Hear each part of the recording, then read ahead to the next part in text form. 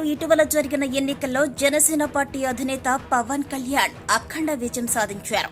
దీంతో పాటుగా అతని పార్టీ తరపున రాష్ట్రంలో పోటీ చేసిన అభ్యర్థులందరూ కూడా గెలుపొందిన విషయం ప్రతి ఒక్కరికి తెలిసిందే.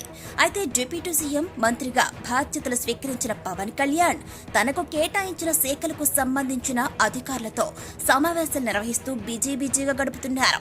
ప్రజలకు ఇబ్బందులు కలిగించే ఏ పని చేయవద్దని అధికారులను కూడా ఆదేశించారు.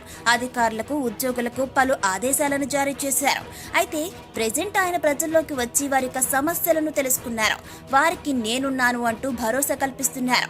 సత్వరమే వారి సమస్యలు పరిష్కారమయ్యేలా చూస్తానని హామీ ఇస్తున్నారు. అయితే నిన్న మధ్యాహ్నం అసెంబ్లీ నుంచి తిరిగి మంగళగిరి పార్టీ కేంద్ర కార్యాలయానికి వచ్చిన సందర్భంలో వివిధ ప్రాంతాల నుంచి తమ బాధలు చెప్పుకునేందుకు వచ్చిన వారిని డిప్యూటీ సీఎం పవన్ కళ్యాణ్ చూశారు.